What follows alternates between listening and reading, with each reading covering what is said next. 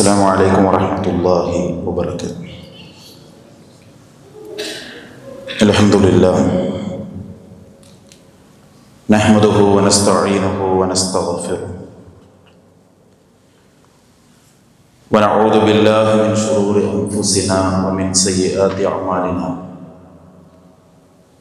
من يهده الله فلا مضل له ومن يضلل فلا هادي له. أشهد أن لا إله إلا الله وحده لا شريك له وأشهد أن محمدًا عبده ورسوله أرسله بالحق بشيرا ونذيرا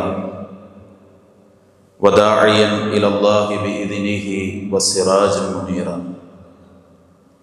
اللهم صل على محمد وعلى آل محمد كما صليت على إبراهيم وعلى آل إبراهيم وبارك على محمد وعلى آل محمد كما باركت على إبراهيم وعلى آل إبراهيم إنك حميد مجيد. أما بعد فإن خير الكلام كلام الله وخير الهدي هدي محمد صلى الله عليه وسلم وشر الأمور محدثاتها وكل محدثة بدعة وكل بدعة ضلالة وكل ضلالة في النار. اللهم رب اشرح لي صدري ويسر لي أمري واحلل عقدة من لساني يفقهوا قولي.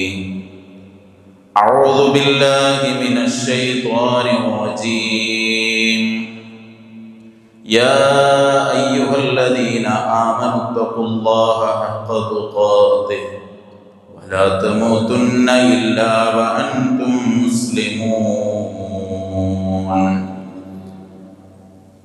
സ്നേഹമുള്ള വിശ്വാസികളെ, പ്രിയപ്പെട്ട സഹോദരങ്ങളെ, നമ്മെ എല്ലാവരെയും സൃഷ്ടിക്കുകയും ധാരാളം അനുഗ്രഹങ്ങൾ നൽകി നമ്മെ പരിപാലിച്ചു കൊണ്ടിരിക്കുകയും ചെയ്യുന്ന ഏകനായ കാരുണ്യവാനായ അല്ലാഹു സുബ്ഹാനഹു വ തആലയെ സൂക്ഷിച്ചുകൊണ്ട് യഥാർത്ഥ വിശ്വാസികളായി ജീവിക്കാൻ എല്ലാവരെയും ഓർമ്മപ്പെടുത്തുകയാണ്. അള്ളാഹു അതിന് നമ്മയെല്ലാം അനുഗ്രഹിക്കുമാറാകട്ടെ. വിവിധങ്ങളായ ജോലി ലക്ഷ്യമാക്കി, പഠനം ലക്ഷ്യമാക്കി ഈ നാട്ടിൽ കേരളത്തിൻ്റെ വിവിധ ഭാഗങ്ങളിൽ നിന്ന് എത്തിച്ചേർന്ന നമ്മൾ ഭൗതികമായ കാര്യങ്ങളുടെ ആവശ്യങ്ങളോടൊപ്പം അതിനേക്കാൾ പ്രാധാന്യം നൽകി അള്ളാഹുവിൻ്റെ ദീനിൻ്റെ കാര്യങ്ങൾക്ക് വേണ്ടി പരിശ്രമിച്ചു കൊണ്ടിരിക്കുന്നു എന്നത് ഏറെ സന്തോഷമുള്ള കാര്യമാണ്. അള്ളാഹു നമ്മിൽ നിന്ന് സ്വീകരിക്കുമാറാകട്ടെ. ആ പരിശ്രമങ്ങളുടെ ഭാഗമായിട്ടാണ്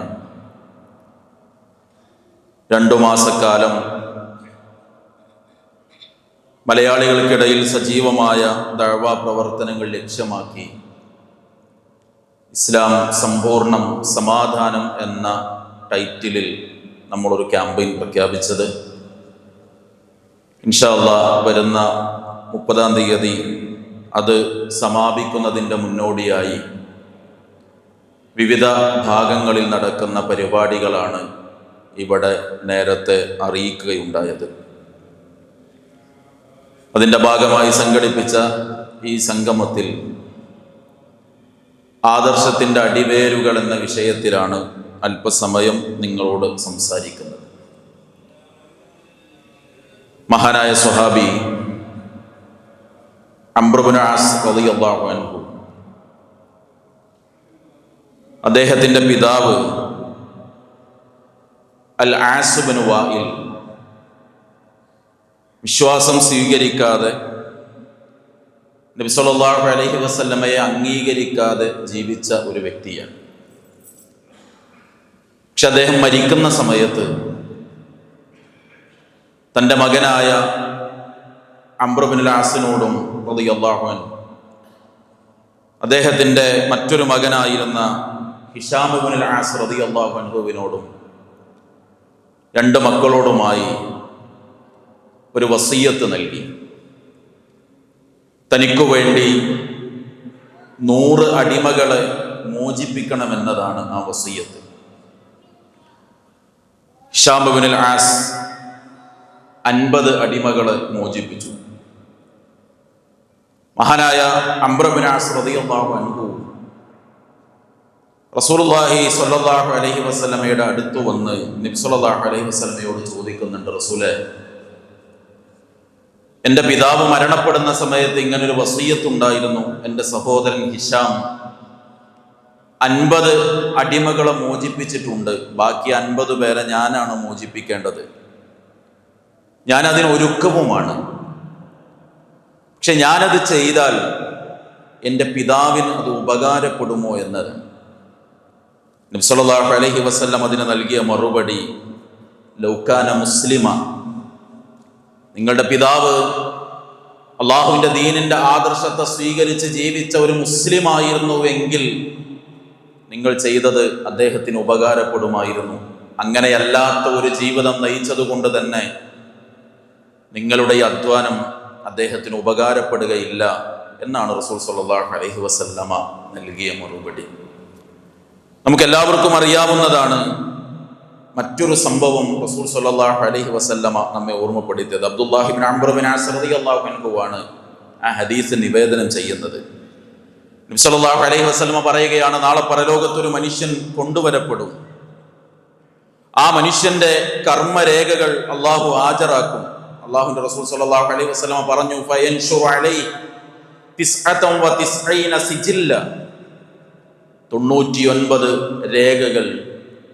ആ ഓരോ രേഖയുടെയും പ്രത്യേകത നബി സല്ലല്ലാഹു അലൈഹി വസല്ലമ പറയുന്നുണ്ട്. കണ്ണെത്താ ദൂരം നീണ്ടു നിൽക്കുന്ന 99 രേഖകൾ അയാളുടെ തിന്മകളുടെ, അയാളുടെ ജീവിതത്തിൽ സംഭവിച്ച പോരായ്മകളുടെ, അബദ്ധങ്ങളുടെ രേഖയായ 99 കണ്ണെത്താ ദൂരത്ത് നീണ്ടുകിടക്കുന്ന ആ രേഖ ഹാജരാക്കപ്പെടുമെന്ന് ആ മനുഷ്യനോട് അല്ലാഹു സുബ്ഹാനഹു വ തആല നിങ്ങൾക്ക് ഇതിൽ എന്തെങ്കിലും ഉദ്റുണ്ടോ എന്ന് ചോദിക്കുകയും ഇല്ല എന്ന് പറയുകയും ചെയ്യുന്ന സമയത്ത് പ്രവാചകൻ സല്ലല്ലാഹു അലൈഹി വസല്ലമ പറഞ്ഞു, അല്ലാഹു ഫത്തഖുറുജു ബിത്വാഖ ഫീഹാ അഷ്ഹദു അൻ ലാ ഇലാഹ ഇല്ലല്ലാഹ് വ അഷ്ഹദു അന്ന മുഹമ്മദൻ അബ്ദുഹു വ റസൂലുഹു.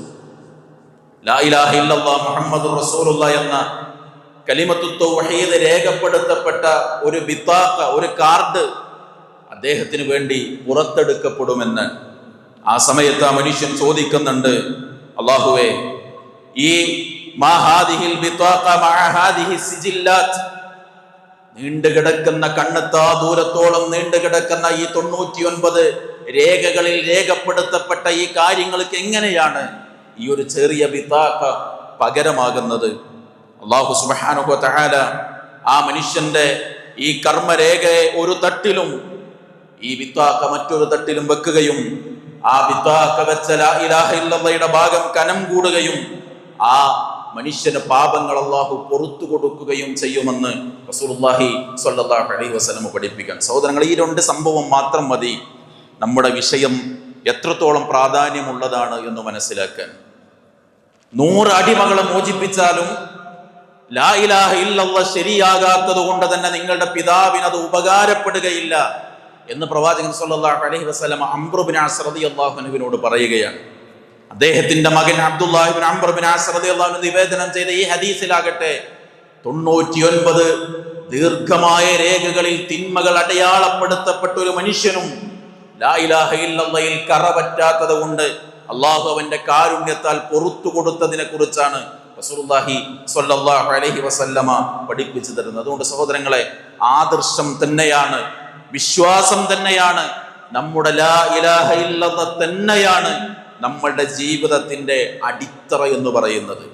അതുകൊണ്ടാണ് നമുക്ക് മലയാളക്കരയിൽ ഇസ്ലാമിക പ്രബോധനം നടത്തിയ പണ്ഡിത കൂട്ടായ്മയുടെ ഫത്വ ബോർഡ് ചെയർമാനായിരുന്ന നമ്മുടെയൊക്കെ തലമുതിർന്ന പണ്ഡിതനായിരുന്ന കുഞ്ഞീദ് മദനി റഹ്മത്തുള്ളാഹി അലൈഹി, അദ്ദേഹത്തിൻ്റെ തൗഹീദ് പരിചയപ്പെടുത്തുന്ന പുസ്തകങ്ങളിൽ ബോധപൂർവം അദ്ദേഹം ഉപയോഗിച്ച 3 പദങ്ങൾ നമുക്ക് കാണാനാകും. തൗഹീദിനെ കുറിച്ച് അദ്ദേഹം എഴുതിയത് അത് ഇസ്ലാമിക ജീവിതത്തിന്റെ അടിത്തറയാണ്, അടിവേരാണ്, ഇസ്ലാമിന്റെ ജീവനാണ് എന്ന്. ഈ 3 ചിന്തിച്ചു നോക്കൂ നിങ്ങൾ. ഒരു മരം എപ്പോൾ അതിന്റെ അടിവേര് പൊട്ടുന്നുവോ ആ മരത്തിൽ എത്ര കായ്കനികൾ ഉണ്ടാകുന്നതാണെങ്കിലും, എത്ര പടർന്നു പന്തലിച്ച് നിൽക്കുന്നതാണെങ്കിലും, എത്ര ആളുകൾക്ക് തണലേകിയ മരമാണെങ്കിലും അടിവേര് പൊട്ടിയാൽ ആ മരത്തിന് നിലനിൽപ്പില്ലാത്തതുപോലെ ഇസ്ലാമിന്റെ അടിവേരാണ് ലാ ഇലാഹ ഇല്ലല്ലാഹ്. അത് എപ്പോൾ വീഴ്ച സംഭവിക്കുന്നോ, അതിലെപ്പോൾ നമുക്ക് പോരായ്മ സംഭവിക്കുന്നോ, നാം എത്രായിരം രൂപ സ്വതക്ക കൊടുത്താലും എന്തെല്ലാം കർമ്മങ്ങൾ ചെയ്താലും അടിവേര് പൊട്ടിയ മരം തകർന്നു വീഴുന്നത് പോലെ ആ കർമ്മങ്ങൾക്ക് നിലനിൽപ്പില്ലാതെയാകും. അടിത്തറയാണ് ലാ ഇലാഹ ഇല്ലല്ലാഹ്. ഏതൊരു കെട്ടിടവും ഉയർന്നു നിൽക്കുന്നത് അതിനേക്കാൾ ശക്തമായ ഒരു അടിത്തറയുടെ മുകളിൽ അത് കെട്ടിപ്പടുത്തത് കൊണ്ടാണ്. ആ അടിത്തറ എപ്പോൾ അത് ഫലം കുറഞ്ഞതാകുന്നോ മുകളിൽ കെട്ടിപ്പടുത്തത് തകർന്നു വീഴുക തന്നെ ചെയ്യും. ഒരു ശരീരത്തിന് ആവശ്യമുണ്ടാകുന്നത്, ആ ശരീരത്തെ നമ്മൾ അതിനെ പരിഗണിക്കുന്നത് അതിൽ ജീവൻ ഉണ്ടാകുമ്പോഴാണ്. ജീവൻ നഷ്ടപ്പെട്ട ഒരു ശരീരത്തെയും പിന്നെ നമ്മൾ സൂക്ഷിച്ചു വെക്കാറില്ല. ഇതുപോലെ ഒരു വിശ്വാസിയുടെ ജീവിതത്തിന്റെ അടിത്തറയാണ്, അടിവേരാണ്, ജീവനാണ് ലാ ഇലാഹ ഇല്ലല്ലാഹ് എന്ന് തിരിച്ചറിയാൻ സഹോദരങ്ങളെ നമുക്ക് സാധിക്കണം. ഈ അടിത്തറയിലാണ് നമ്മളുടെ ജീവിതമുള്ളത്. ഇഹലോകത്തെ നമ്മുടെ നിലനിൽപ്പും മരണത്തിനപ്പുറമുള്ള നമ്മുടെ ജീവിതത്തിന്റെ നിലനിൽപ്പും ഈ അടിത്തറയിൽ ഭദ്രമായിട്ടാണ് നിലനിൽക്കുക എന്ന് വിശുദ്ധ ഖുർആൻ നമുക്ക് പഠിപ്പിച്ചു തരാൻ 14-ാം അധ്യായം സൂറത്ത് ഇബ്രാഹിമിന്റെ 27-ാമത്തെ ആയത്തിൽ അല്ലാഹു സുബ്ഹാനഹു വ തആല പറഞ്ഞു, സബ്ബിതുല്ലാഹ് അല്ലദീന ആമനൂ ബിൽ ഖൗലി സാബിതി ഫിൽ ഹയാത്തി ദുനിയാ വ ഫിൽ ആഖിറ. യുസബ്ബിതുല്ലാഹ്, അല്ലാഹു സുബ്ഹാനഹു വ തആല ഉറപ്പിച്ചു നിർത്തും. ആരെ? അല്ലദീന ആമനൂ, വിശ്വാസികളെ അല്ലാഹു ഉറപ്പിച്ചു നിർത്തും. ബിൽ ഖൗലി സാബിത്, ഉറപ്പായ ഒരു വാക്ക് പ്രഖ്യാപിച്ചത് കൊണ്ട് വിശ്വാസികളെ അല്ലാഹു ഉറപ്പിച്ചു നിർത്തും. ഫിൽ ഹയാത്തി ദുനിയാ വ ഫിൽ ആഖിറ, ഇഹത്തിലും പരത്തിലും. ആ പരലോകം എന്ന് പറയുന്നതിനെ പണ്ഡിതന്മാർ വിശദീകരിച്ചിടത്ത് പ്രത്യേകം എടുത്തു പറഞ്ഞത് ഖബറിലെ മനുഷ്യന്റെ ജീവിതത്തെയാണ്. ഖബറിലെ പരീക്ഷണങ്ങളിലടക്കം മനുഷ്യന് ഉറപ്പ് നൽകുന്നത്, വീഴാതെ തളരാതെ തകർന്നു പോകാതെ അവനെ പിടിച്ചു നിർത്തുന്ന കാര്യം ലാ ഇലാഹ ഇല്ലല്ലാഹ് എന്ന ഉറപ്പായ വചനമാണ് എന്ന് വിശുദ്ധ ഖുർആനിലൂടെ അല്ലാഹു സുബ്ഹാനഹു വ തആല നമ്മെ ഓർമ്മപ്പെടുത്തുകയാണ്. മാത്രമല്ല, ഈ അടിത്തറയിൽ, ഈ അടിസ്ഥാന പാഠങ്ങളിൽ എപ്പോൾ മനുഷ്യന് വീഴ്ച സംഭവിച്ചോ അവിടെയാണ് പ്രവാചകന്മാരെ, റസൂലുകളെ അല്ലാഹു സുബ്ഹാനഹു വ തആല നിയോഗിച്ചത്. നമുക്കറിയാം, ആദം അലൈഹിസ്സലാത്തു വസ്സലാം കടന്നു വന്നു. ആദം നബിയുടെ 10ാമത്തെ തലമുറയിലാണ് ആദ്യത്തെ റസൂല് കടന്നു വരുന്നത്. എന്തുകൊണ്ട്? ആദം നബി അലൈഹിസ്സലാത്തു വസ്സലാം കടന്നു വന്ന് 10 തലമുറ ജീവിച്ചപ്പോഴും ഒരു റസൂലിനെ അല്ലാഹു നിയോഗിച്ചിട്ടില്ല. പ്രബോധന ദൗത്യമുള്ള ഒരു പ്രവാചകൻ കടന്നു വരുന്നത് ഒന്നാമതായി ആദം അലൈഹിസ്സലാത്തു വസ്സലാമയുടെ 10ാമത്തെ തലമുറയിലാണ്. കാരണം അവിടെയാണ് ആദ്യമായി ശിർക്ക് സംഭവിച്ചത്. അള്ളാഹുവിന് മാത്രം നൽകേണ്ട ഇബാദത്തിനെ, പ്രാർത്ഥനയെ അല്ലാത്തവർക്ക് വകവെച്ചു കൊടുക്കുന്ന ശിർക്ക് ആദ്യം സംഭവിച്ചത് ആദം അലൈഹിസ്സലാത്തു വസ്സലാമയുടെ 10ാമത്തെ തലമുറയിലാണ്. അവിടെയാണ് അവ്വലുർ റുസുൽ നൂഹ് അലൈഹിസ്സലാത്തു വസ്സലാമയെ അള്ളാഹു നിയോഗിക്കുന്നത്. ഈ അടിത്തറ പിഴച്ചപ്പോഴാണ് പ്രവാചകന്മാർ കടന്നു വന്നത്. എന്തിന്? സമൂഹത്തെ ഈ അടിസ്ഥാന വിശ്വാസത്തിലേക്ക് തിരിച്ചു വിളിക്കാൻ, ഈ ആദർശത്തിൽ ഭദ്രമായ ജീവിതം അവർക്ക് പകർന്നു കൊടുക്കാനാണ് ലോകത്ത് പിന്നീട് പ്രവാചകന്മാർ കടന്നു വന്നത് എന്ന് ചരിത്രം വായിക്കുമ്പോൾ നമുക്ക് മനസ്സിലാകുന്ന കാര്യമാണ്. അതുകൊണ്ട് വിശ്വാസികളെ, ഈ തൗഹീദിനെ, ഈ ആദർശത്തെ, നമ്മുടെ ജീവിതത്തിന്റെ അടിത്തറയായ ഈ വിശ്വാസത്തെ നെഞ്ചേറ്റി ജീവിക്കാൻ നമുക്ക് ഓരോരുത്തർക്കും സാധിക്കണം. ഈ ഇരിക്കുന്ന നമ്മൾ ഓരോരുത്തരും ലാ ഇലാഹ ഇല്ലല്ലാഹ് അംഗീകരിച്ച മനുഷ്യരാണ്. അൽഹംദുലില്ലാഹ്, അല്ലാഹു നമ്മെ അതിൽ തന്നെ നിലനിർത്തുമാറാകട്ടെ. നമ്മളെല്ലാവരും ലാ ഇലാഹ ഇല്ലല്ലാഹ് അംഗീകരിച്ച മനുഷ്യരാണ്. പക്ഷേ താഴെ പറയുന്ന ചില ഗുണങ്ങൾ നമ്മുടെ വിശ്വാസ പ്രഖ്യാപനത്തിൽ ഉണ്ടെങ്കിൽ മാത്രമാണ് നമ്മുടെ ആദർശം കൊണ്ട് നമുക്ക് വിജയിക്കാനാകുന്നത്. ഒന്നാമത്തെ കാര്യം സഹോദരങ്ങളെ, നമ്മൾ നമ്മുടെ ആദർശത്തെ, ആദർശത്തിന്റെ അടിസ്ഥാനങ്ങളെ, അടിവേരിനെ കുറിച്ചാണല്ലോ നമുക്ക് ചർച്ച ചെയ്യാനുള്ളത്. ചില അടിസ്ഥാനങ്ങൾ പാലിക്കുമ്പോൾ മാത്രമാണ് നമ്മുടെ വിശ്വാസം ശരിയായ വിശ്വാസമാകുന്നത്. ലാ ഇലാഹ ഇല്ലല്ലാഹ് എന്ന് നാവ് കൊണ്ട് പ്രഖ്യാപിച്ചത് കൊണ്ട് മാത്രം ഒരാളുടെ വിശ്വാസം പൂർണ്ണമാവുകയില്ല. അള്ളാഹുവിൽ ഞാൻ വിശ്വസിച്ചു എന്ന് കേവലമായി പറഞ്ഞത് കൊണ്ട് മാത്രം ഒരാളുടെ വിശ്വാസത്തിന് പൂർണ്ണതയുണ്ടാവുകയില്ല. മൂസ പഠിപ്പിച്ച, ഹാറൂൻ അലൈഹിസ്സലാത്തു വസ്സലാം പഠിപ്പിച്ച അള്ളാഹുവിൽ ഞാനിതാ വിശ്വസിച്ചിരിക്കുന്നു എന്ന് ജീവിതത്തിൽ ഒരു ഘട്ടത്തിൽ ഫിർഔനും പ്രഖ്യാപിച്ചിട്ടുണ്ട്. പക്ഷെ നാവ് കൊണ്ട് പറഞ്ഞത് കൊണ്ട് മാത്രം ആ പ്രഖ്യാപനം സ്വീകാര്യമാവുകയില്ല. ചില അടിസ്ഥാനങ്ങൾ നമ്മൾ അറിഞ്ഞുകൊണ്ട് വേണം ലാ ഇലാഹ ഇല്ലല്ലാഹയുടെ വക്താക്കളാകാൻ. ഒന്നാമത്തെ കാര്യം, ലാ ഇലാഹ ഇല്ലല്ലാഹയെ പഠിച്ചു മനസ്സിലാക്കാൻ നമുക്ക് സാധിക്കേണ്ടതുണ്ട്. നമ്മൾ അല്ലാഹുവിനെ ഇബാദത്ത് എടുക്കുന്നതിന്റെ മുൻപ്, നമ്മൾ ആ റബ്ബിലേക്ക് കൈനീട്ടി പ്രാർത്ഥിക്കുന്നതിന്റെ മുൻപ്, നമ്മൾ അവനോട് നമ്മളുടെ പാപങ്ങൾ പുറത്തു തരണേ എന്ന് യാചിക്കുന്നതിന്റെ മുൻപ് നമ്മളിൽ ഉണ്ടാകേണ്ട ഗുണം ആ ലാ ഇലാഹ ഇല്ലല്ലാഹയെ കൃത്യമായി പഠിച്ചു മനസ്സിലാക്കുക എന്നത് തന്നെയാണ്. അല്ലാഹു സുബ്ഹാനഹു വ തആല പറഞ്ഞില്ലേ, ഫഅലം അന്നഹു ലാ ഇലാഹ ഇല്ലല്ലാഹ് വസ്തഗ്ഫിർ ലിദംബിക വലിൽ മുഅ്മിനീന വൽ മുഅ്മിനാത്ത്. ഫഅലം, നീ അറിയണം, അന്നഹു ലാ ഇലാഹ ഇല്ലല്ലാഹ്, ലാ ഇലാഹ ഇല്ലല്ലാഹയെ നീ അറിയണം. വസ്തഗ്ഫിർ ലിദംബിക, എന്നിട്ട് നീ നിന്റെ പാപങ്ങൾക്ക് മോചനത്തിന് വേണ്ടി, പാപമോചനത്തിന് വേണ്ടി നീ നിന്റെ റബ്ബിനോട് ഇസ്തിഗ്ഫാർ ചോദിക്കണം. ഇസ്തിഗ്ഫാർ ചോദിക്കുന്നതിന്റെ മുൻപ് ലാ ഇലാഹ ഇല്ലല്ലാഹയെ പഠിച്ചു മനസ്സിലാക്കാൻ ഒരു വിശ്വാസിക്ക് സാധിക്കണമെന്നാണ്. സഹോദരങ്ങളെ, ചെറിയ ചില കാര്യങ്ങൾ സംഭവിച്ചാൽ പോലും നമ്മളുടെ ലാ ഇലാഹ ഇല്ലല്ലാഹയിൽ വീഴ്ച വന്നു പോകും. നോക്കൂ നിങ്ങൾ, നബി സല്ലല്ലാഹു അലൈഹി വസല്ലം സ്വഹാബിമാര് പറയാണ്, ഹുദൈബിയ എന്ന സ്ഥലത്ത് വെച്ച് റസൂൽ സല്ലല്ലാഹു അലൈഹി വസല്ലം ഞങ്ങളെയും കൊണ്ട് സുബഹ് നമസ്കരിച്ചു. ആ പ്രഭാതത്തിനൊരു പ്രത്യേകതയുണ്ട്. രാത്രി മുഴുവൻ മഴ പെയ്തതിന്റെ അടയാളങ്ങൾ ബാക്കി നിൽക്കുന്ന പ്രഭാതമാണത്. അന്ന് ഞങ്ങൾ ഹുദൈബിയയിൽ സുബഹ് നമസ്കരിച്ചിട്ട് റസൂൽ കരീം സല്ലല്ലാഹു അലൈഹി വസല്ലം ഞങ്ങളിലേക്ക് തിരിഞ്ഞിരുന്ന് ചോദിച്ചൊരു ചോദ്യമുണ്ട്. അതദറൂൻ മാദാ ഖാല റബ്ബുക്കും, നിങ്ങൾക്കറിയുമോ എന്താണ് അള്ളാഹു പറഞ്ഞതെന്ന് നിങ്ങൾക്കറിയുമോ മനുഷ്യരെ?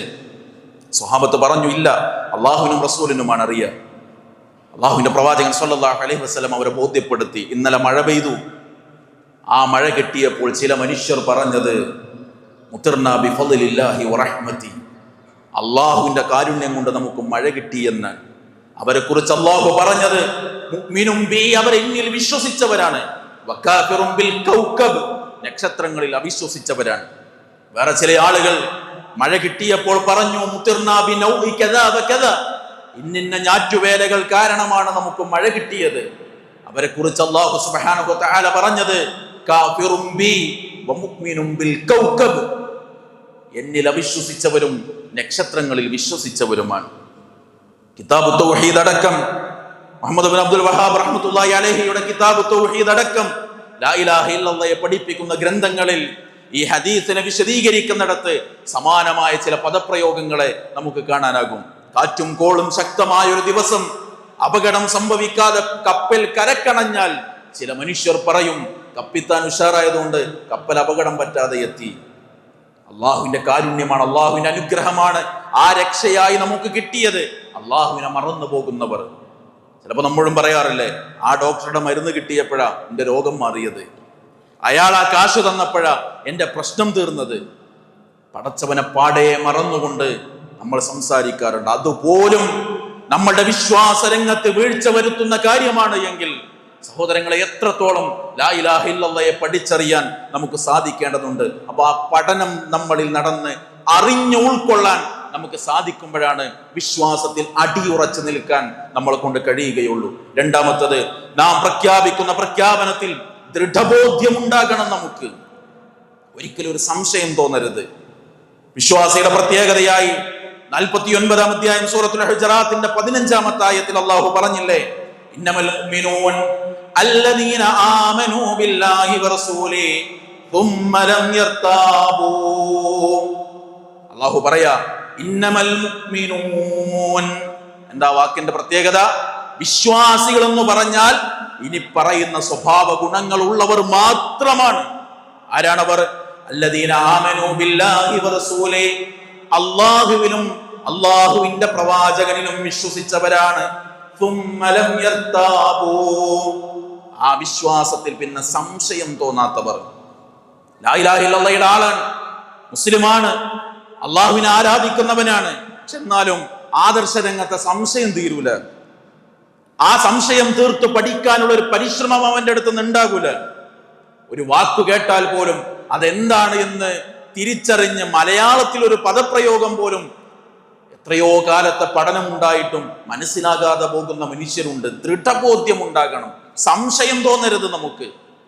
ലാ ഇലാഹ ഇല്ലല്ലാഹ് പ്രഖ്യാപിച്ച് ലാ ഇലാഹ ഇല്ലല്ലാഹയുടെ ആളായി ജീവിക്കുമ്പോ എന്നാലും ഇപ്പൊ ഇങ്ങനെയൊക്കെ വേണ്ടിവരോ, ഇതൊക്കെ ഇപ്പൊ തെറ്റുണ്ടാവോ, ഇങ്ങനെ ചെയ്താൽ എന്താ പ്രശ്നമുണ്ടോ എന്നൊക്കെ സംശയങ്ങളുമായി നടക്കുകയും ലാ ഇലാഹ ഇല്ലല്ലാഹയുടെ വക്താക്കളാകുകയും ചെയ്യുക എന്നത് യഥാർത്ഥ വിശ്വാസിയുടെ സ്വഭാവമല്ല.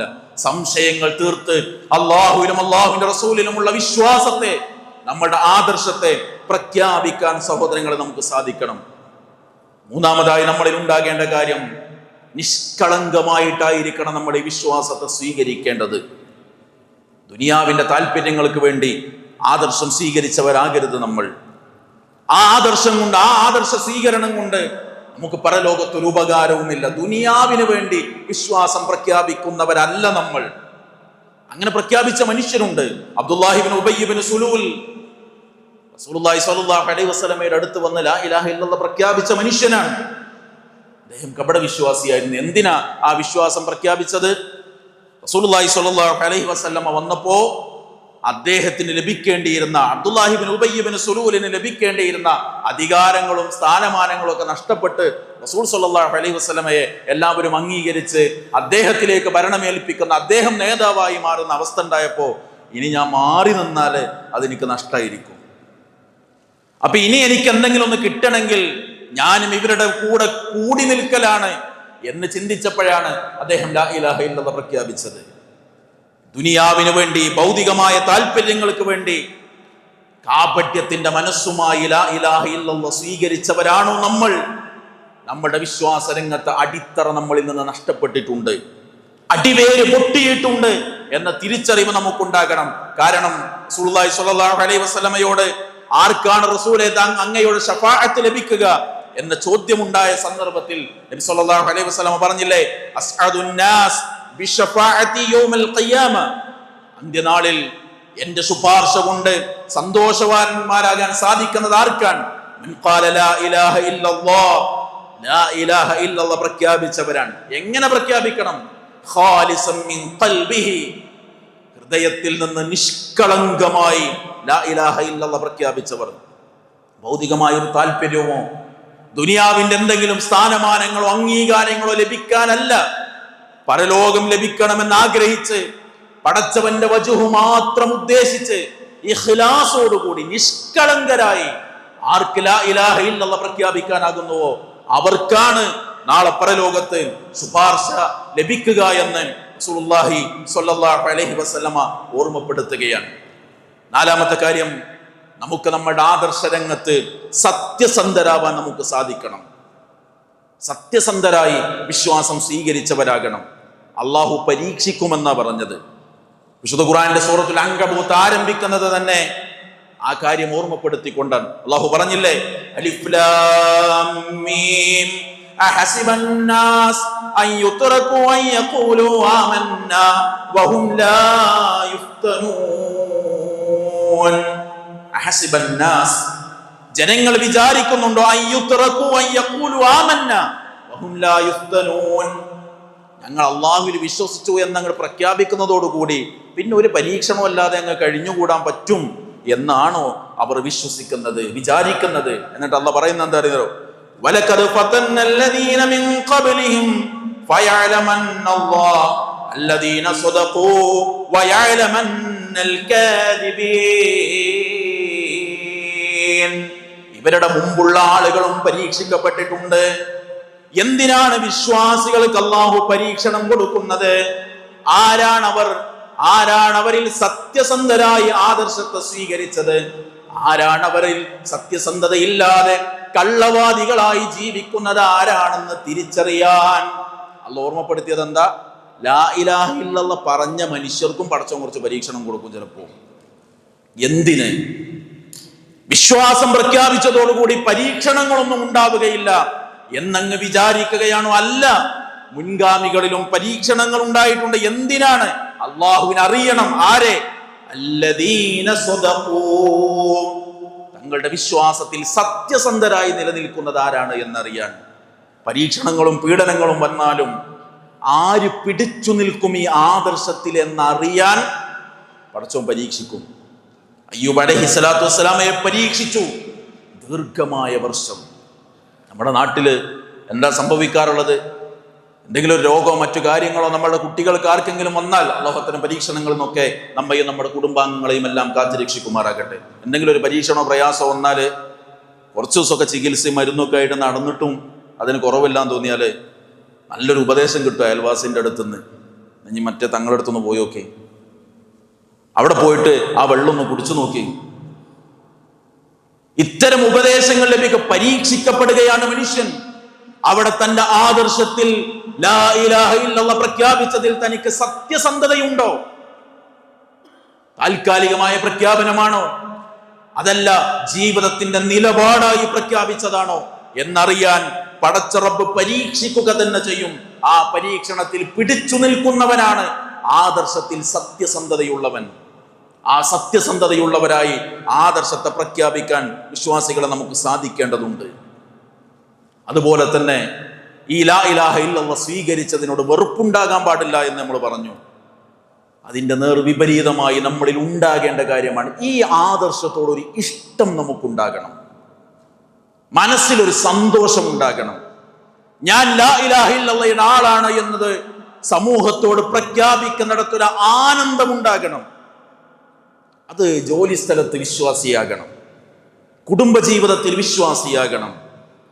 ആരുടെ മുന്നിലും, നാട്ടുകാരുടെ മുന്നിലും, മേലുദ്യോഗസ്ഥരുടെ മുന്നിലും, എല്ലാവരുടെ മുന്നിലും തികഞ്ഞ വിശ്വാസിയാകാൻ നമുക്ക് കഴിയണം. ആ ഈമാനിന്റെ കാര്യം പറയുന്നിടത്ത് ഒരു ഇഷ്ടമുണ്ടാകണം. അള്ളാഹുവിനെ കുറിച്ച് പറയുന്നിടത്ത് നമുക്ക് സന്തോഷമുണ്ടാകണം. അള്ളാഹു സുബ്ഹാനഹു വ തആല പറഞ്ഞു, വമിനൻ നാസി മൻ യത്തഖിദു മിൻ ദൂനില്ലാഹി അൻദാദാ യുഹിബ്ബൂനഹും കഹുബ്ബില്ലാഹ് വല്ലദീന ആമനൂ അശദ്ദു ഹുബ്ബൻ ലില്ലാഹ്. രണ്ട് തരം ഇഷ്ടങ്ങളെയാണ് പടച്ച റബ്ബ് അവിടെ പറഞ്ഞത്. വമിനൻ നാസി, മനുഷ്യരുടെ കൂട്ടത്തിൽ ചില ആളുകളുണ്ട്, മൻ യത്തഖിദു മിൻ ദൂനില്ലാഹി അൻദാദാ, അല്ലാഹുവിന് പുറമെ അല്ലാഹുവിനെ സമന്മാരെ സ്വീകരിച്ചവരാണവർ. യുഹിബ്ബൂനഹും കഹുബ്ബില്ലാഹ്, അല്ലാഹുവിനെ എങ്ങനെ സ്നേഹിക്കുന്നുവോ അപ്രകാരം ആ സമന്മാരെയും അവർ സ്നേഹിക്കും. വല്ലദീന ആമനൂ അശദ്ദു ഹുബ്ബൻ ലില്ലാഹ്, എന്നാൽ വിശ്വാസികളെ സംബന്ധിച്ചിടത്തോളം അവരുടെ ഏറ്റവും വലിയ ഇഷ്ടം അള്ളാഹുവിനോടായിരിക്കും. കണ്ടിട്ടില്ലേ, നമ്മൾ പടച്ചോനെ മാത്രം ആരാധിക്കണം എന്ന് പറയുമ്പോഴാ ചില ആളുകൾക്ക് ആകെ ഹാലിളകാറുള്ളത്. ഞാൻ പറയുന്നത് ഇതര മതസ്ഥരായ സമൂഹത്തിലെ ആളുകളെ കുറിച്ചല്ല, വിശ്വാസികൾ എന്ന് പറയപ്പെടുന്ന ആളുകളുടെ കൂട്ടത്തിൽ തന്നെ പടച്ചോനെ മാത്രം ആരാധിക്കണം എന്ന് പറയുമ്പോഴാ ചില ആളുകൾക്ക് ഹാലിളകാറുള്ളത്. ആദർശം പറയാൻ വേണ്ടിയൊന്നല്ല, മറ്റൊരു രാഷ്ട്രീയ സംസാരത്തിന്റെ ഇടയിൽ ഒരു ഉദാഹരണം പറഞ്ഞതാണ്. എന്തിനാ ഇപ്പൊ നമ്മളൊരു ഇടയാളന്മാരെയൊക്കെ സ്വീകരിക്കുന്നത്? നമുക്ക് നേരിട്ട് പറഞ്ഞാൽ പോരെ. തൊട്ടടുത്ത ദിവസങ്ങളിൽ എന്താ നമ്മുടെ നാട്ടിൽ സംഭവിച്ചത്? സർക്കുലറുകൾ ഇറങ്ങാൻ, പ്രഭാഷണങ്ങളാണ്, വീഡിയോകളാണ്, എഴുത്തുകളാണ്, പോസ്റ്ററുകളാണ്. എന്തേ പറഞ്ഞിട്ടുള്ളൂ? ഒരാളൊരു ഉദാഹരണം പറഞ്ഞപ്പോ പടച്ചോനോട് പറയാൻ ഇടയിൽ വേറെ ആളെ വെക്കണമെന്ന് നമുക്ക് നേരെ പറഞ്ഞാൽ പോരെ. അത് ആദർശം പറയാൻ വേണ്ടി പറഞ്ഞല്ല, രാഷ്ട്രീയ രംഗത്തെ ചേരിതിരിവുകൾക്ക് ഒരു പരിഹാരം പറഞ്ഞു കൊടുത്തത്.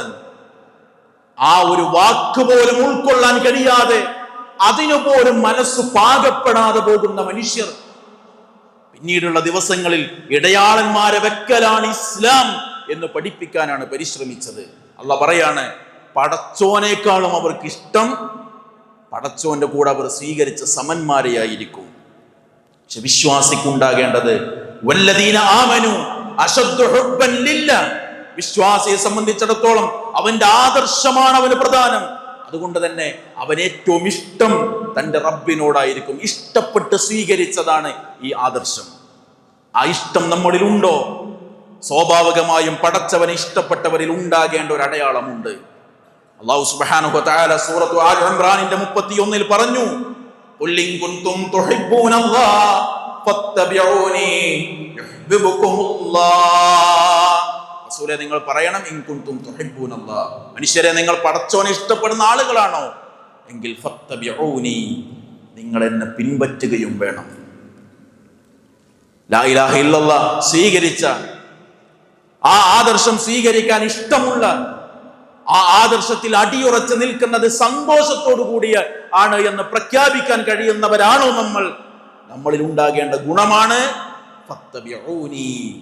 നബിയങ്ങൾ പറഞ്ഞോളെ, നിങ്ങളെ അവർ പിൻപറ്റണം. വസ്ത്രത്തിൽ തൗഹീദിന്റെ അടയാളം ഉണ്ടാകും. ഭക്ഷണം കഴിക്കുന്ന തീൻമേശയിൽ തൗഹീദിന്റെ അടയാളം ഉണ്ടാകും. അവന്റെ കുടുംബ ജീവിതത്തിൽ ഉണ്ടാകും, കച്ചവടത്തിൽ ഉണ്ടാകും. കാരണം പടച്ചവനെ ഇഷ്ടപ്പെട്ട മനുഷ്യനാണോ? ഫത്തബിഊനി. വിശുദ്ധ ഖുർആനിന്റെ ആയത്തോതി റസൂൽ സ്വല്ലല്ലാഹു അലൈഹി വസല്ലമ പറഞ്ഞു തരാ, നിങ്ങൾ എന്നെ പിൻപറ്റണം. ഏതു കാര്യത്തിലാണ്, ഏതു രംഗത്താണ് റസൂലുള്ളാഹി സ്വല്ലല്ലാഹു അലൈഹി വസല്ലമയുടെ സാരോപദേശങ്ങൾ, മാതൃകകൾ, അധ്യാപനങ്ങളില്ലാത്തത് ഏതു രംഗത്താണ്? ആ സർവ്വ മേഖലയിലും റസൂലിനെ ഇത്തിബാ ചെയ്യുക കൂടി ഉണ്ടോ, അപ്പോഴാണ് ആദർശത്തോടുള്ള നമ്മുടെ ഇഷ്ടം പൂർണ്ണമാകുന്നത്. അങ്ങനെ പഠിച്ചു മനസ്സിലാക്കി സത്യസന്ധരായി നിഷ്കളങ്കരായി ഇഷ്ടപ്പെട്ട മനസ്സുമായി ഈ ആദർശത്തെ സ്വീകരിച്ചവരാണെങ്കിൽ, ഇഖ്ലാസോടുകൂടിയാണെങ്കിൽ, സംശയമില്ലാതെ ദൃഢബോധ്യരായി ഈ ആദർശം ഉൾക്കൊണ്ടവരാണ് നമ്മളെങ്കിൽ, സഹോദരങ്ങളെ, ജീവിതം ആ റബ്ബിന് കീഴൊതുങ്ങാൻ കൂടി നമുക്ക് സാധിക്കണം.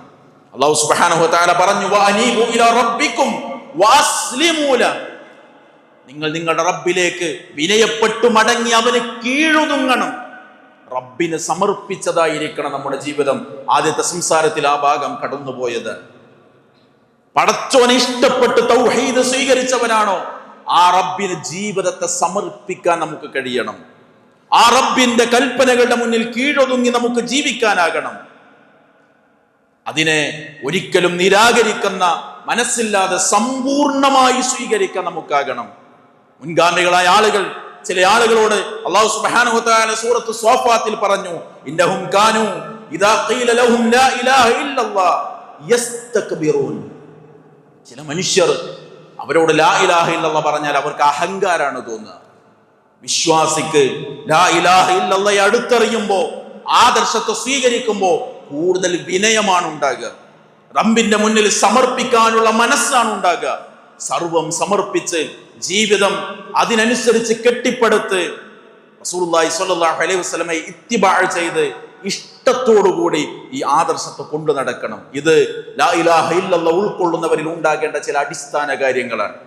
ഈ അടിസ്ഥാനം ഇല്ലാതെ പോയപ്പോഴാണ് നമ്മുടെ സമൂഹത്തിലുള്ള ആളുകൾക്ക് തെറ്റുപറ്റിയത്. അപ്പോഴാണ് പല ആളുകളോടും തേടാൻ അവർ തയ്യാറായത്. പല ആളുകളുടെയും ഖബറിടങ്ങളെ കെട്ടിപ്പൊക്കുന്നിടത്തേക്ക് വരെ അവരെത്തിച്ചേർന്നത്. നമുക്കറിയാം, കാസർഗോഡ് ജില്ലയോട് ചേർന്ന് നിൽക്കുന്ന മംഗലാപുരം ഭാഗത്തുള്ള ഒരു മനുഷ്യൻ, കൂറത്തങ്ങൾ എന്ന് അവർ തന്നെ പേര് പറയാറുള്ള ഒരു വ്യക്തി, മരണപ്പെട്ടതിന്റെ പിറ്റേ ദിവസം സംഭവിച്ചതെന്താ? മരിച്ചു കഴിഞ്ഞ് രാവിലെ ഖബർ വന്ന് ഉച്ചയാകുമ്പോഴേക്ക് അത് മണ്ണിട്ടുയർത്തി, വൈകുന്നേരമാകുമ്പോഴേക്ക് വെള്ള പുതച്ച്, അടുത്ത ദിവസം ബാരിക്കേഡ് വെച്ച് പച്ച പുതച്ച്, പെട്ടി പോലും വെക്കുന്നതിന് മുൻപ് പണമെറിയാൻ ആളുകൾ എങ്ങനെയാണ് ആ ഖബറിന്റെ അരികിലേക്ക് എത്തിയത്? ഈ അടിസ്ഥാനങ്ങളിൽ നിന്ന് മനുഷ്യർ തെറ്റിപ്പോയപ്പോഴാണ്. ഈ അടിസ്ഥാനങ്ങൾ പഠിക്കാത്തത് കൊണ്ടോ ബോധപൂർവം പഠിപ്പിക്കാത്തത് കൊണ്ടാണ് പരീക്ഷണങ്ങളും പ്രയാസങ്ങളും ഇത്തരം മനുഷ്യരുടെ ഖബറിന്റെ മുന്നിൽ പറയാൻ വെമ്പി നിൽക്കുന്ന ആളുകൾ സൃഷ്ടിക്കപ്പെട്ടത്. പറഞ്ഞു പറഞ്ഞ് എവിടെ എത്തി സഹോദരങ്ങളെ നമ്മുടെ സമൂഹം? അള്ളാഹുവിന്റെ സിഫത്തുകൾ പലതുമെടുത്ത് CM അടക്കമുള്ള ആളുകൾക്ക് വെച്ചുകൊടുത്ത അവസാനം ഇന്നലെയും മിനിഞ്ഞാന്നുമൊക്കെയായി സോഷ്യൽ മീഡിയകളിൽ ഒരു വിശ്വാസിക്ക് നെഞ്ചു പൊട്ടാതെ കേൾക്കാൻ കഴിയാത്ത വാചകങ്ങളാണ് നമ്മൾ കേട്ടത്. നിങ്ങൾ ചോദിക്കുന്നത് CM ആണോ ഞങ്ങളുടെ പടച്ചോനെ എന്നാണോ നിങ്ങളുടെ ചോദ്യം? അതെ, നിങ്ങൾ അറിഞ്ഞോളൂ, CM തന്നെയാണ് ഞങ്ങളുടെ പടച്ചോൻ എന്ന് പച്ച മലയാളത്തിൽ പറയുന്നൊരവസ്ഥയിലേക്ക് ഒരു സമൂഹം വളർന്നു വന്നത് എങ്ങനെയാണ്? ഒരുപക്ഷെ കുഞ്ഞുനാള് മുതലേ ആദർശം സ്വീകരിക്കാൻ കഴിഞ്ഞ, ജീവിതയാത്രകൾക്കിടയിൽ ആദർശത്തിന്റെ അടിസ്ഥാന പാഠങ്ങൾ ഉൾക്കൊള്ളാൻ പറ്റിയ, ജോലി തേടി വന്ന മണ്ണിലും അതിനെ പഠിക്കാനും പറയാനും സ്വാതന്ത്ര്യവും അവസരവും കിട്ടിയ നമ്മെ സംബന്ധിച്ചിടത്തോളം ആ ഒരു വാചകം തമാശയായിരിക്കും. പക്ഷേ എങ്ങനെയാണ് ഒരു ജനത പടച്ചോന് CM ആണ് എന്ന് പറയുന്നിടത്ത് നാവിന് ഇടർച്ച വരാതെ നെഞ്ചു പൊട്ടാതെ അത് പറയാൻ പറ്റുന്ന ഒരു ജനത എങ്ങനെയാണ് സഹോദരങ്ങളെ നമ്മുടെ മലയാളക്കരയിൽ സൃഷ്ടിക്കപ്പെട്ടത്? ഈ അടിസ്ഥാന പാഠങ്ങളിൽ നിന്ന് തെറ്റിപ്പോയപ്പോഴാണ്, അള്ളാൻ അറിയാത്തത് കൊണ്ടാണ്. നോക്കൂ നിങ്ങൾ, നമ്മള് ഒരു ദിവസം ചുരുങ്ങിയത് രാവിലെ പ്രഭാത സമയത്തും പ്രദോഷ സമയത്തും 5 നേരത്തെ നിസ്കാരത്തിന്റെ സമയത്തും ഉറങ്ങുന്ന സമയത്തുമായി 8 സന്ദർഭങ്ങളിൽ നമ്മൾ നിത്യവും പറയുന്നതാണ് ആയത്തുൽ കുർസി. എന്താ ആയത്തുൽ കുർസിയിൽ നമ്മൾ പറയുന്നത്? വസിഅ കുർസിയുഹു സ്സമാവാതു വൽ അർദ്. അല്ലാഹുവിന്റെ കുർസി ആകാശഭൂമികളെക്കാൾ വിശാലമാണ്. എന്താണ് കുർസി? മഹാനായ ഇബ്നു കസീർ റഹ്മത്തുള്ളാഹി അലൈഹി അതിനെ വിശദീകരിച്ചപ്പോൾ പറഞ്ഞു, അല്ലാഹുവിന്റെ പാദം വെക്കുന്ന അർശിലുള്ള റബ്ബിന്റെ പാദസ്ഥാനമാണ് കുർസി. ആ കുർസിയെയും അർശിനെയും റസൂലുള്ളാഹി സ്വല്ലല്ലാഹു അലൈഹി വസല്ലം വിശദീകരിച്ചൊരു വിശദീകരണമുണ്ട്. സല്ലല്ലാഹു അലൈഹി വസല്ലം പറഞ്ഞു, മസ്സമാവാതു സബഅ ഫിൽ കുർസി ഇല്ലാ കഹൽഖത്തിൻ മുൽഖാത് ബിഅർളി ഫലാത്ത്. കുർസി ഉണ്ടല്ലോ, ആ കുർസിയും ആകാശഭൂമികൾ 7 അവാനവും 7 ഭൂമിയും ഒന്നിച്ചു വെച്ച് അത് കുർസീന്റെ അടുത്ത് വെച്ചാൽ, കുർസീനോട് താരതമ്യം ചെയ്യുകയാണെങ്കിൽ വിശാലമായി കിടക്കുന്ന ഒരു മരുഭൂമിയിൽ ഒരു റിങ് കൊണ്ടുപോയി വെച്ചാൽ ഈ വിശാലമായ മരുഭൂമിയും ഈ റിങ്ങും തമ്മിൽ എത്ര വ്യത്യാസമുണ്ട്? ഇതുപോലെയാണ് അള്ളാഹുവിന്റെ കുർസീനോട് ആകാശഭൂമികളെ താരതമ്യം ചെയ്യുമ്പോൾ ആകാശഭൂമി അത്ര ചെറുതായിരിക്കും എന്ന് പറഞ്ഞാൽ അത്ര വിശാലമാണ് പടച്ച റബ്ബിന്റെ കുർസി. എന്നിട്ട് നബി സല്ലല്ലാഹു അലൈഹി വസല്ലം പറഞ്ഞു, ആ കുർസിയും അർശും താരതമ്യം ചെയ്യുകയാണെങ്കിലും ഇതേ വ്യത്യാസം കാണാനാകും. അഥവാ അള്ളാഹുവിന്റെ അർശിനോട് കുർസിയെ താരതമ്യം ചെയ്യുമ്പോൾ വിശാലമായ ആ മരുഭൂമി, വിശാലമായ മൈതാനം അത് അർശാണെങ്കിൽ അതിൽ വെക്കുന്ന ഒരു റിങ് അത്രേ കുർസി ഉണ്ടാവുള്ളൂ. ആ അർശിലാണ് നമ്മുടെ റബ്ബുള്ളത്. ആ അർശിലാണ് നമ്മുടെ ഖാലിഖായ നമ്മുടെ പടച്ച റബ്ബുള്ളത്. സ്വബോധം പോലും ഇല്ലാതെ ജീവിച്ചൊരു മനുഷ്യനെ കുറിച്ച് ആ പടച്ചോന്റെ സ്ഥാനത്തേക്ക് ആ പടച്ചോന് കൊടുക്കേണ്ട എല്ലാം ഈ മനുഷ്യന് കൊടുക്കുമ്പോൾ എന്താണ് ഈ സമൂഹത്തിന് സംഭവിച്ച പിഴവ്? നേരത്തെ പറഞ്ഞ അടിസ്ഥാന പാഠങ്ങൾ പഠിക്കാനോ പഠിപ്പിക്കാനോ പരിശ്രമങ്ങൾ ഉണ്ടായില്ല എന്നതാണ് ഈ പിഴവിന്റെ ഒക്കെ കാരണം.